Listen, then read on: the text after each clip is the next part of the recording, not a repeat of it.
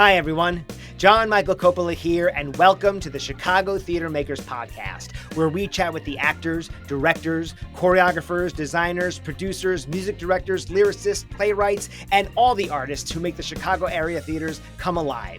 We're so excited to have you here with us today. But before we get started, we just want to remind you to please like, subscribe to, and share this podcast with your friends and colleagues who you think would appreciate the conversations we're having. We'd be so grateful for your support in this way so we can continue to bring these stories for years to come. Thanks again for being here, and now, curtain up on today's episode. Our Pride Month series concludes with clips of guests within the LGBTQ community whom we were honored to have on our podcast during our first 2 seasons. We're including these clips of previous guests because when we launched the podcast last year, we had just missed Pride Month, and therefore there was no way to include them with such an acknowledgement. And with that, let's go to the top of the show and our first look back to our conversation with fellow podcaster Broadway Bob Bullen. Of all the shows you've seen, and you've seen a lot, and you've commented on a lot, give us some of maybe like your top 3 favorites. Yeah, well, when you told me that this question would be coming, I had to look back at the stuff I've seen, and like I mentioned, I used to review theater and write about theater for like 7 years, and there's one year I saw like 160 shows, you know, and so I had to look back. I had a blog that it's not published public anymore. I took it off for various reasons, but I went back and like looked at my top 10 lists of stuff, and I'm reading all the stuff I've seen over the years, and some of it I had no memory of what I saw. Like I wrote about the show, but I had no memory of seeing it. And so, but there were ones that popped out like immediately that like I remember being the formative ones of my Chicago theater experience. And a few of them very quickly is there was a production of A Little Light Music at Chicago Shakes back in 2010 maybe. And it was starred Barbara Robertson as Desiree. Yeah. And I love Barbara Robertson. She's one of my favorite Chicago theater actors. I think she can do no wrong. In fact, I remember seeing a show and she sat in front of me and I kind of fangirled out on her and she was just delighted and a little creeped out. But I remember what she did in that role. Like, first of all, it's a beautiful production. I'm forgetting who directed it. Was it Gary Griffin? It was Gary Griffin. Yeah, you're exactly right. It was just a beautifully, appointed production, like not super fancy, but perfectly done. It was like the orchestra was behind them in a scrim. It was beautifully directed, beautifully sung. It was just a perfect production in my mind. And I remember the way she played Desiree, she played her like a truck driver. Like she walked out in her opening number where she's with her like suitcases, wearing a wig cap, no makeup on, just, getting ready for the show. And you picture Desiree as like, this ethereal woman on a pedestal. And she destroyed that, And I was like, who is this woman? I'm obsessed. And it was like my first time seeing like a legend on stage. Much like Hollis Resnick is another one that I Hollis was a good friend. Yeah. 1,000%. Seen her. Hollis was she Charlotte in that production? No, she wasn't. I remember seeing it at Ravinia. And she was Charlotte in that production off with Patti LuPone as Desiree, which is a very weird concept. But not as weird as, I hate to say, not as weird as Patti LuPone playing Annie in Annie Get Your Gun, which I was in. And you were in that? I was in that. She was quite the dynamo to work with, as you would expect. I would love to hear all the stories. I don't know if we have the time. But offline, we'll chat about them. Yeah. Yeah, I've been a huge fan of Patty's until quite recently, but she I saw all those Ravinia things, the whole Sondheim thing. I saw that Annie Get Your Gun, and I was like, Granny Get Your Gun, all the jokes. But you seemed really happy to be up there when we were, Yeah. I mean, and to work with George Hearn and Patrick Cassidy. Yeah, I was like one of the Cassidys. Yeah. Yeah, and funny story about George Hearn, I'd only known him from Sweeney Todd, like that. Obviously the live capture of Sweeney Todd, like, all right, I'm going to be working with George Hearn. Could not have been any nicer of a human being. Really? And I like almost was disappointed. I almost want to say, can you just give us a little Sweeney like anger or something, just evil? And no, he was just the kindest man. And I was obviously thrilling to be in the room with the two of them, and he was Buffalo Bill, so he wasn't front and center the whole show. But man, oh man, it was a career highlight for sure to be in the room with the two of them. I'd love to hear that. I love that whole Summer of Sondheim series. It was so like well done, and just like what they pulled together in like such a short amount of time, and like one of the underrated ones that I don't think people talk about was they did Sunday in the Park with Audra as Dot, which I don't think a lot of people knew that she played that, for a weekend. Yeah. Wow. Yeah. Audra was Dot. Michael Cerveris was George. Oh. Patty was Yvette and the Dana Ivey role. But it was a very, that entire season was another big memory of what they did there. Yeah.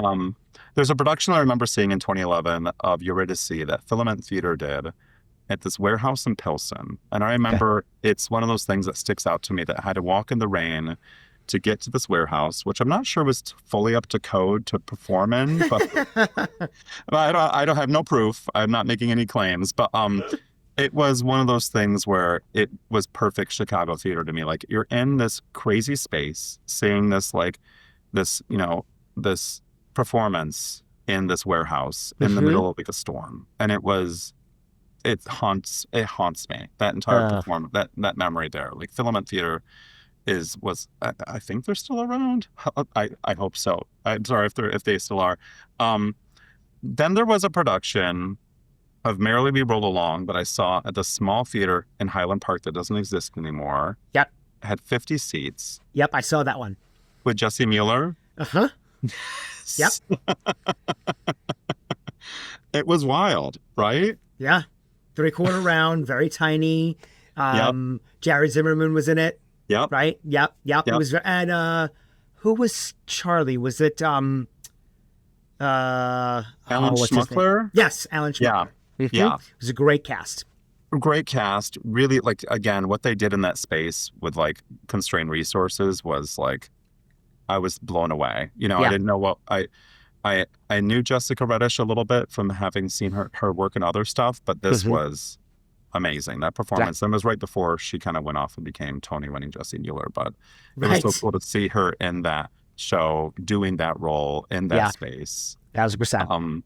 And then finally, the show that I think was one of the funniest shows I've ever seen was this company, and you might know them. They don't exist anymore. I looked them up because I'm like, I wonder if they're still doing stuff. They were called the New Colony. They changed their name to the New Coordinates. I don't know that. They were a comedy. They were kind of like a derived theater company. Well, they did this play called 5 Lesbians Eating a Quiche. Okay. And it's one of those plays that people do like in like colleges and stuff do it. It's licensable. People can do it now, but it had it was the most off the wall bonkers. It was like it was a group of women in the 50s doing a quiche, cooking contest. And then nuclear warfare breaks out outside, and we're all trapped in this bunker. And then their real thoughts and feelings for each other come out, and they start making out. And it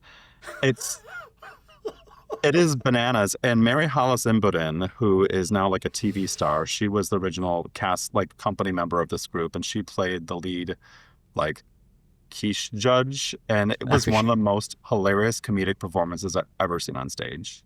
And I wish people could have seen it. It's one of those things I think about all the time. And I took my mom to it. Oh. Not knowing what it was. And she was what's your mom think? She thought it was funny. Okay.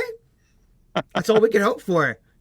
My mom is she's just turned 85 in May, and my son, when we were ever in New York, he likes to go off and see things on his own sometimes. So one night my wife and I had tickets for one thing, and my son went to go see Just in Time. And then a few weeks later, over 4th of July, he was with my family again in New York, and he says to my sisters and my mom, "You've got to go see Just in Time. Oh my God, Nanny will love it." So they got tickets, and I called my sisters and I was like, "Hey, oh no, I'm sorry, not Just in Time, Sunset Boulevard, the revival." Which he also saw. He loved Just in Time as well, but that was what the one that he wanted to tell him to go see. And I texted my sisters and I said, "Okay, just so you know, this is not the Sunset Boulevard Mom thinks she's going to be seeing. I know she loves the movie, but couple things you should know. Number one, they don't have any elevators in the theater. So if you get any, I know you have balcony seats, get there early so you can walk her up the stairs because she's got bad knees. And also, there's a moment in Act 2 where, and I can say this because the show's not running anymore, all the lights go out and there's gunshots. So just know that's going to happen. And so she's prepared for it. My mom raved about the show. She absolutely loved it. I was not prepared for her to respond that way. I this is like even when I did Jersey Boys, and she saw Jersey Boys before I was even in the show. And my mom is, very practicing Catholic. She doesn't use 4-letter words. And with the number of F-bombs in that show, I was nervous to do the show in front of her because I was like, my mom's out in the audience. I'm dropping all these F-bombs in there. And she was like, oh, I've heard it all before. So like moms can sometimes surprise us with their responses to theater experiences. I've learned that like people who you do not expect to like you prep them for like what to experience, and they walk away with their own thinking. And that particular production, I think, is one of those that like was so like Jamie Lloyd, what he did with that was like divided people. Most people loved it. I saw it. I left at intermission. You did? Okay. And not because I didn't enjoy it. So just to very briefly, I have a podcast called The Sunset Project, which is about the entire drama around the making of Sunset Boulevard. And I heard about this. Okay. Yeah. And so I did this whole, like, it was a pandemic project. It like became very popular very quickly. I just did it just because I needed a creative outlet, and I pushed it out there. I sent it to a few friends who I've known forever who love the show. They sent it to their friends, and pretty soon it was getting like 3,000 plays a week, And I was like from all over the world. And I had people emailing me all of their memories, and I was very proud of it. And it just came together so naturally, and it was like, okay, I did that thing. And so then when this revival came, and all the people who had listened to my podcast over like, 5 years were like, are you going to go see it and talk about it? I'm like, I guess so. I mean, with my personal stuff, it was really hard for me to get away and see it, but we went to New York in November last year, and I bought tickets. That was the main reason to go to New York, was to see that revival. We also saw Oh Mary, and so anyways, we get there, and I sit down on the seat, and I can't like move. My knees are like the seat in front of me is like hitting my knees. Yeah. I'm crammed in the middle of the seat. It's 1,000,000 degrees in that theater because I keep it that warm for the fog effect to like thrive, apparently. Oh boy. And I had a panic attack during the show. Which has never really happened to me before, but I was like, I'm freaking out right now. I can't sit here any longer. And I said to my husband, I'm like, I think we need to go. And I stood up. I remember at intermission, I stood up and said, this is horrible. Not the show, but my experience. Sure. I'm panicking. And I remember this guy behind me was like, I love your podcast. What? And I was like, oh, hi. And I had to like, be nice to this person because I was like, I don't know who you are. Like, like my podcast. And I got to go. Oh my goodness. Yeah, I wish I could have stayed. My friend, he's seen that production like 40 times or something. He's a big fan. I think if I could sit in a chair that I could like have, I'm 6'4", so it's like it's hard for me to see shows. But theater accessibility is a big thing for me. In this next clip with Paramount Artistic Director Jim Corti, we get a glimpse into his training and his time with A Chorus Line, Bob Fosse's Dancin, and Ragtime. Was that your first Fosse show? Because you mentioned. Oh, yeah. So tell us a little bit about that, because that was, I'm sure, a big deal. Yeah. I might as well talk about it. I got fired from A Chorus Line twice. So I'm back home with my parents in Jersey, right? And I take a job in the Village doing drywall with an interior renovator guy. Yeah. I'm doing drywall, and and then we go out at night. We get up early in the morning and do drywall all day in these apartments, these pretty Greenwich Village apartments, and then go party at night. We'll go buy an outfit, put it on, go out. And then I heard about these auditions for Dancin, and I get my shit together, and I go, and he's there, and he says, okay, I need to hear you sing. I sang Something's Coming. Something's Coming. Mm-hmm. And he comes over and shakes my hand and says, "You're in." Wow. I was the MC who opened the show. What you're about to see is dancing, dancing, and more dancing. I sang Mr. Bojangles. I played Mr. Bojangles. I had the time of my life doing these dances. Now, tell me a little bit. I obviously never saw the original. Were they recreations of the original versions of these shows, like Jerome Robbins' Broadway was, or were they reinvented by him? No, he was what I heard was Dancin was about numbers he's always wanted to do that never fit in a show. Gotcha. Okay. That makes sense. There was some original music. Some of them were standards. But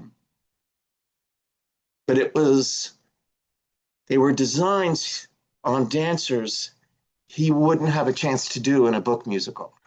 I see. And they were beautiful.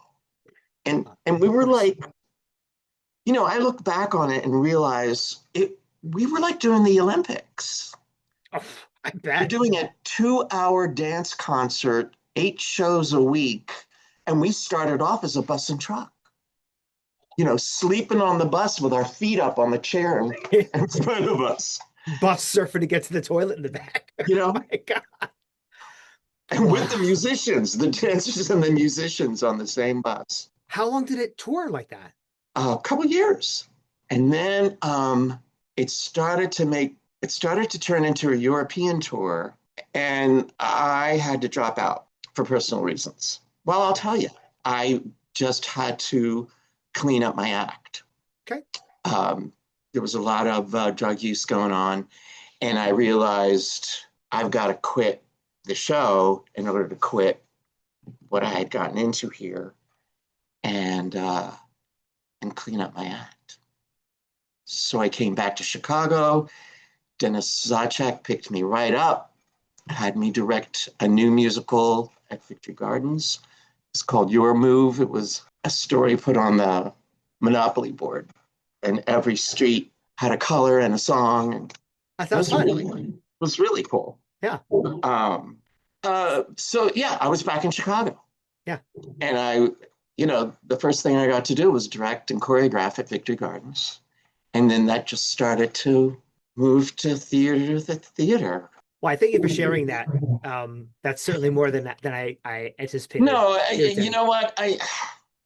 I think getting to know the reality of things is important so that for anybody listening, any of that dark place you get into, you can get out of it, If I can do it, you can do it. Yeah. And for sure. And you did it with great success. I'd like to quickly ask you about Ragtime, because as I mentioned, it's one of my favorites. And, you went from acting to stopping acting for a while to directing choreograph, and then you've got this amazing show that you were so brilliant in. So I'd love to hear a little bit about that. Yeah, well, I was, building my resume in Chicago. Harisse Davidson was representing me. An agent in her agency was Janet Lauer. And Janet would call me into the office and she goes, "Jim, I cannot get you an audition for Ragtime. And they're just not interested." And she said, "Stay here. I'm going to just get them on the phone now." And she's on the phone and she's going, "I'm looking at Houdini right now. I am looking at your Houdini right now." And so they're talking. And Janet gets me into the dance call for Ragtime. Okay. So we're going to go in that way. Mm-hmm. So we go to the dance call, and Graziella Danielle is doing these ballet combinations. Now, Ragtime. Yeah. There's no ballet in Ragtime. But that was the caliber of dancer she wanted to do all this footwork, Yeah. gesture. Um, well, I make it to the end of the dance call and I'm looking around and I swear to God, they're like all teenagers and me, right? And I know her assistant, Billy Rosario, and Willie leans over to Graziella and goes, Jim is here for Houdini. And Graziella goes, Houdini doesn't dance.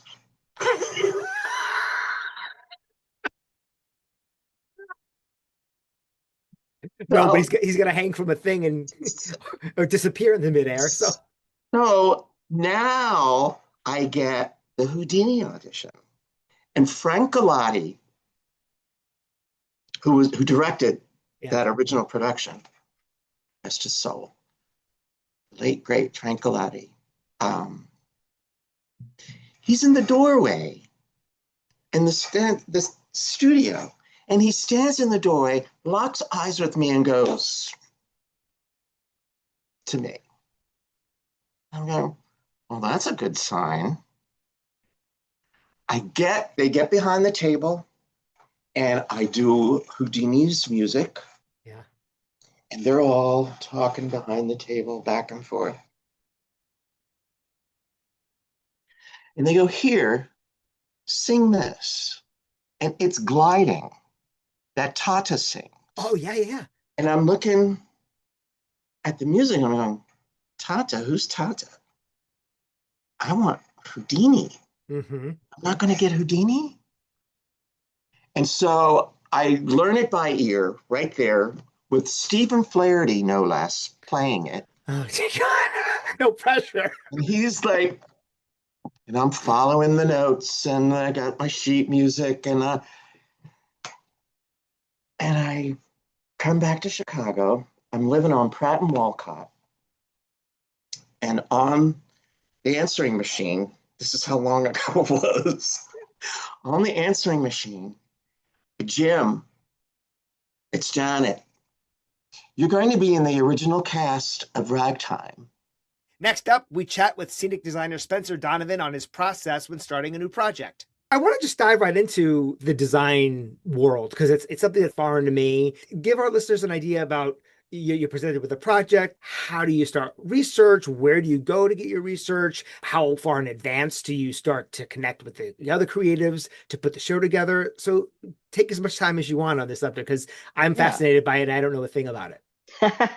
Well, I'm glad to teach. I taught a few rounds of intro to scenic design while I was at IU, so it's Oh, very nice. passionate educator when it comes to scenic design. But I think every process is a little bit different, as I'm sure like as a director, every rehearsal process is a little bit different. Sure.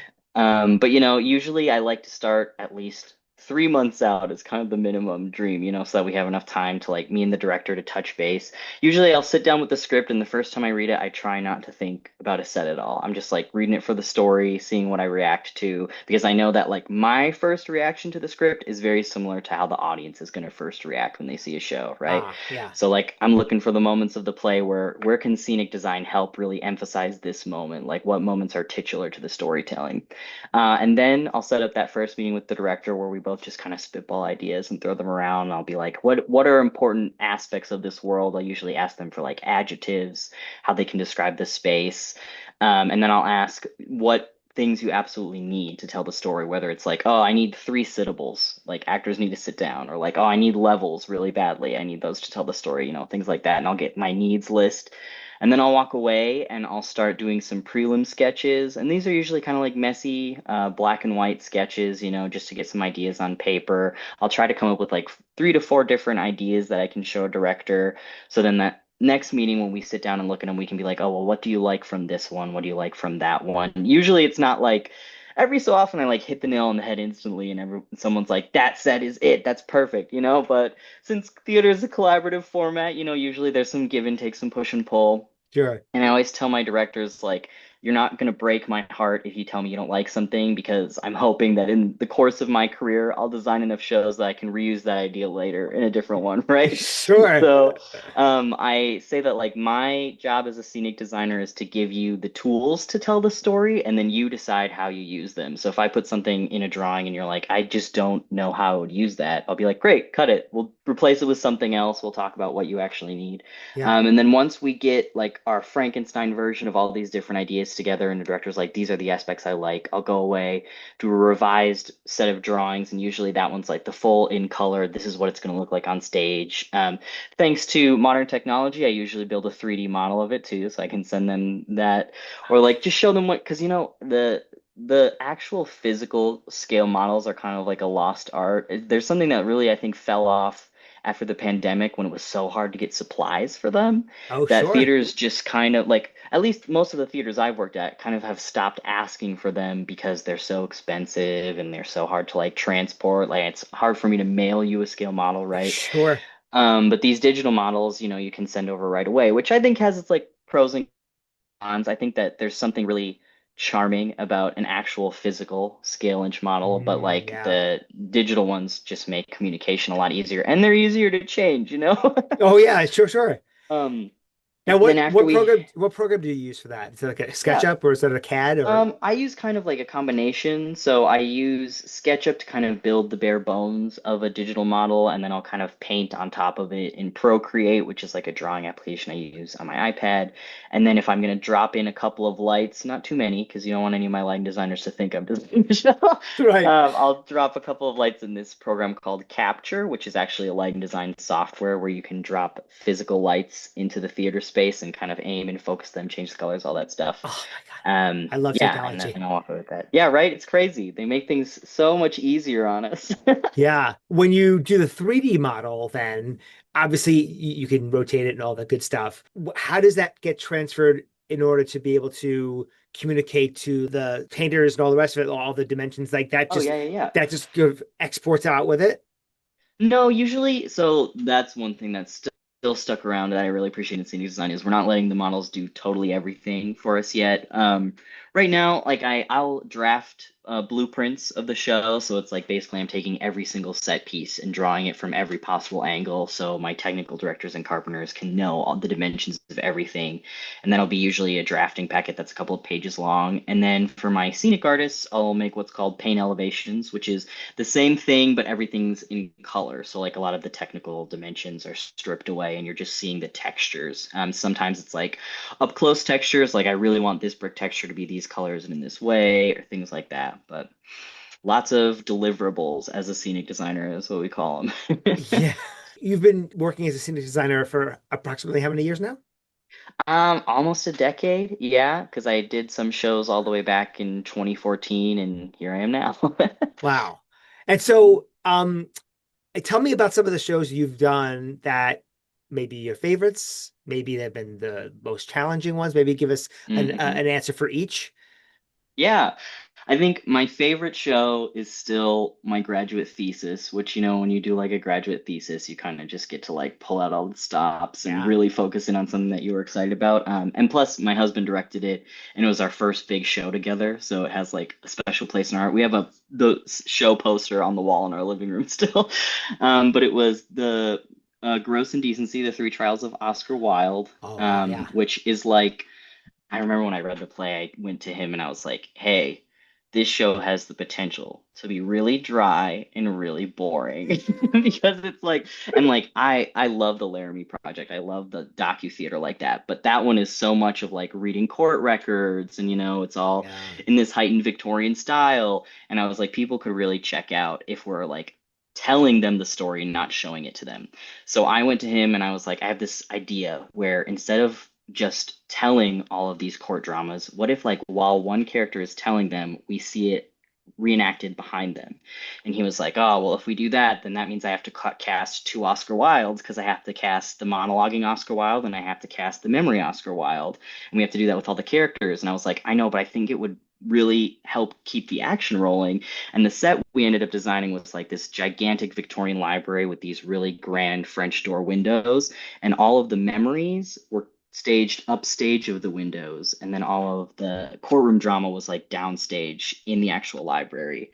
And something else that we did was I really wanted the library to be like Oscar Wilde's like dream library, right? Because he like was so into heightened literature and all that stuff. And as he collapsed throughout the play, I wanted the library to also crumble around him. Like there's a scene where he's having to sell all of his possessions to pay his court fees. So we like tore all the books off of the library shelves. We had like a big portrait of Oscar Wilde above this fireplace that got taken down and taken away, and a rug got rolled up and taken off stage. So by the end of the show, when he's like collapsing on the stand, the whole library is just like this empty shell of what it was at the beginning of the play. And it was a lot of fun. They also gave us a grant to go actually to Oxford and London and do like some site specific research of this, where he went to college and things like that. So obviously, Wow. and it was really interesting because, you know, I feel like when you're in storefront world, things are moving so fast here in Chicago. So very rarely do I get to sit down and have like a long extended research period. And it was really interesting how like if you look at my prelim from before we went to London and then my drawings from after, the set just it did change like astronomically, just like being able to see all that actual architecture. Yeah. So I'm still searching for like that dream time to like like actually dig into like the meat of research. And you know, hopefully one day I get a director who's like, hey, we're starting a year early just so we can really like research this, you know. Yeah. But yeah, I'm still really proud of that production. I think it was great. I also had to do a bunch of sneaky things, you know, as a grad student. They try to like obviously they put limits on what you're doing because they want you to learn that in the real world you have limitations. So I like snuck in overnight one night and built a bunch of shelves that they told me they didn't have time to build. So they showed up the next morning and all the shelves were built. But Before our final clip, we just want to thank you for your support of our Pride Month series. As always, it's an extreme pleasure to amplify these voices and that they chose to share their stories with us here on the Chicago Theater Makers podcast. And now, here's our final conversation with Femme Trans Artist Sawyer Smith. Of course, you are nominated for your performance of Ursula in The Little Mermaid for the upcoming Jeff Awards. Congratulations on the nomination.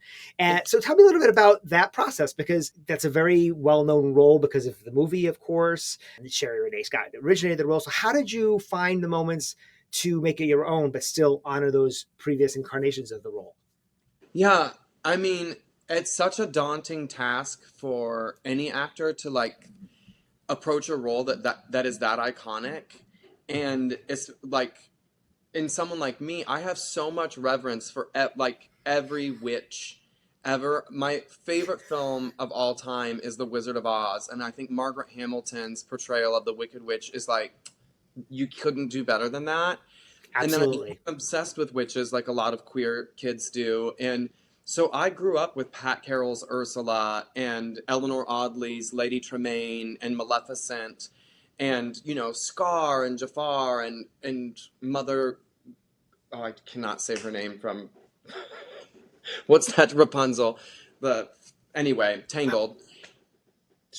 I've never seen Tangled. Mother Gertha, Mother Gothel. Okay. It's Gothel. It's Mother Gothel. Okay. Anyway, sorry, Disney Files. I'm sorry. But I grew up loving, you know, like Bette Midler and Hocus Pocus and The Witches and Morticia Addams. And so I have this big reverence, and I never want to replicate what anybody else did. And Sherry Renee Scott was so amazing, and the way she approached the role was so different than what I did. She really went for this like old Hollywood sort of Norma Desmond-y, decayed starlet.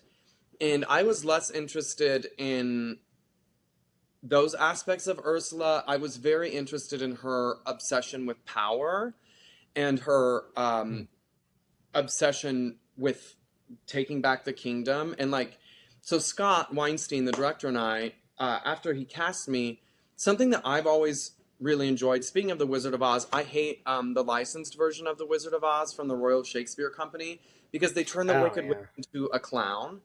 So they add these lines, right? So the famous line in The Wizard of Oz is, "Who killed my sister? Who killed the Witch of the East? Was it you?" That's not what they say in the play. She goes, "All right, who's the smart aleck who turned my sister into a house?" And then they're like, "No, not the house, under the house." And she's like, "What?" Like, it's just, I think it's so dumb. And I don't think kids need things to be dumbed down for them, because I don't think there's a safer place for a child to be scared than in a theater with their parents, surrounded by people they love. And so Scott and I really wanted Ursula to be scary. I was like, obviously not the whole show, but I wanted the audience to believe that Ursula is really capable of killing Ariel or destroying Triton and taking over the kingdom. Like, you know, you want her to have this sort of, especially like with what's going on in America right now, you want people to believe that she really could do these terrible things. And so I kept on looking at the role, and like, I was like, because Ursula seems so funny, but she's only funny, the way I wanted to play her is the only time she's intentionally being funny, like trying to be like coy or whatever, was when she's seducing Ariel. And then there were other moments that I had that were funny, like she gets frustrated with Flotsam and Jetsam and like has these moments, but I wanted that funny to be like, the audience is laughing because she's so angry. But I didn't want the whole show to be like, hey kids, I'm Ursula and this is how it's like. I wanted you to really be scared of her.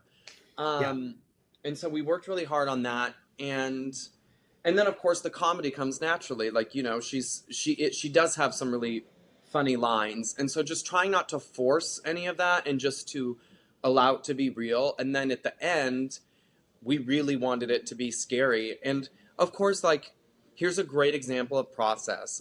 Like, I'm a trans person, so like me playing Ursula is already so different, and it dictated so much of the show. Like, I can sing the score in the original Broadway key, which is Sharon A. Scott's key, which is a much higher key for Poor Unfortunate Souls. And as much as I love to show off that I can sing high, it doesn't make sense for me in my brain for Ursula to be able to like sing really high. Why would she need Ariel's voice, who's like a soprano, if she can already go up there? So I love Pat Carroll's like growly, and I sort of got this like Michael Keaton Beetlejuice thing going on in my performance. I would like, rah, rah, rah, like that would come in sometimes, but I liked that her voice was lower. And the stakes for my Ursula were Triton has all of these daughters and all of this family, and Ursula, as a trans woman, could not have her own child. And so for me, I wanted that magic, because if I can have control of that, I can do anything. So instead of just having Flotsam and Jetsam as my babies, now did the audience ever pick up on that? Hopefully not. No, but it just makes the stakes really high for me. For what? Because if it's just she wants her voice to like what? Destroy the kingdom? I wanted to find a personal way that like made sense, that she was so desperate for this thing. And, you know, as a woman, she wants her own child and she can't do that. So how could if I get this magic, then I can create my own family and destroy what's left of mine so I can become my own, like, queen of the sea. And so that was sort of where I wanted to take her, which is very scary. Scott and I sometimes called it, make the ocean great again. That was kind of how our Ursula played out. Thanks for joining us at the Chicago Theater Makers Podcast. Please don't forget to like, share, and subscribe wherever you get your podcasts. The Chicago Theater Makers Podcast is a production of Spirit Art LLC, and our podcast theme music is by Paul Langford. If you or someone you know would like to be a guest on the podcast, please drop us a note at our website, shytheatermakerspodcast.com. That's CHITHEATER, makers with an S, podcast.com. We hope you enjoyed spending time with us as much as we enjoyed spending it with you, and we'll see you on the board soon.